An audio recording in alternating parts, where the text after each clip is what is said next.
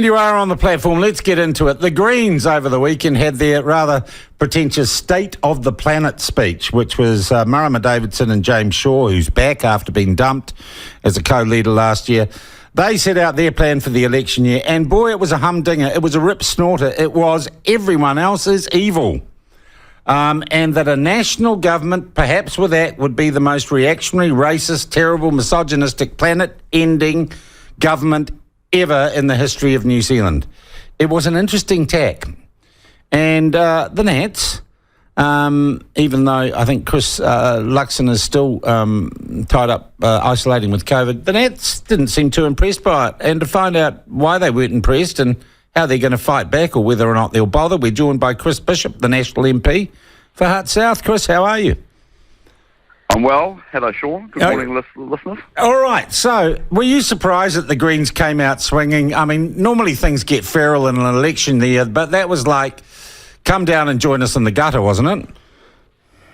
Oh, look, they do this every 3 years, right? It's just about firing up their base. And at the end of the day, the description of them as watermelon greens, I think, is very accurate, which is green on the outside, but ultimately red on the inside.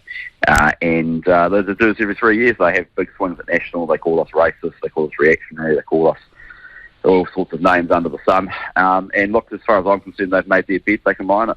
All right. So you are not going to respond in kind? Well, I suppose you just have, really, haven't you? Well, I'm not going to take lectures from James Shaw. James Shaw and Marama Davidson are part of a government that is actively making it harder to build new renewable energy in New Zealand.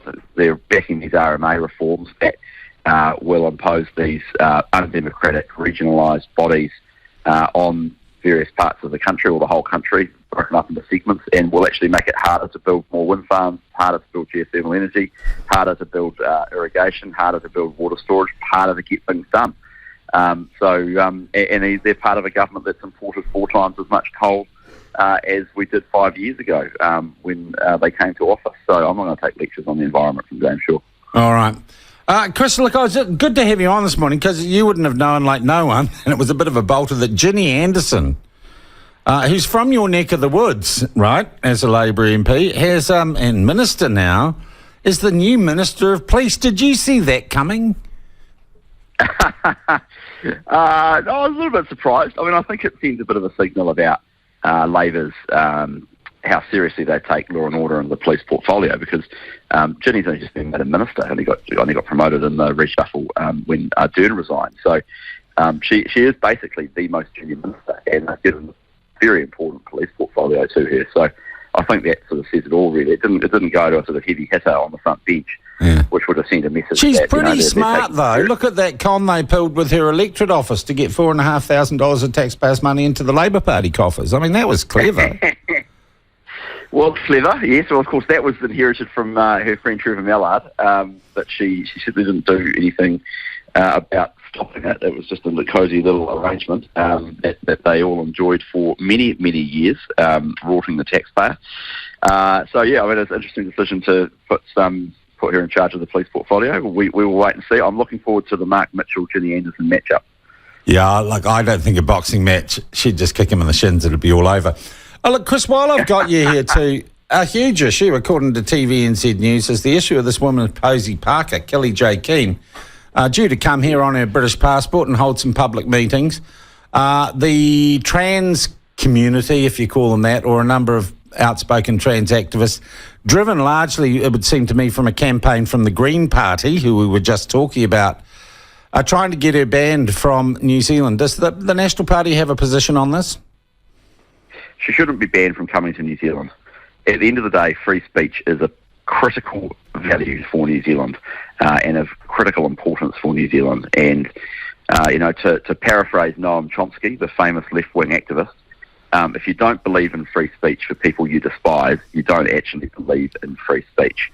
And so the whole point of free speech is that not necessarily that you agree with what people say, but that they have the right to say it. And that the marketplace of ideas weeds out the good ideas and dismisses the bad ideas. But you can only have that when you actually have people who are free to speak. So I'm a bit of a free speech absolutist.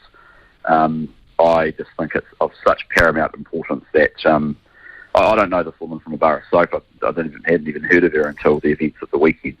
But the bar for stopping someone coming to New Zealand and having a few public meetings and some lectures has got to be an extremely high one, right? And I don't think it gets anywhere near that test.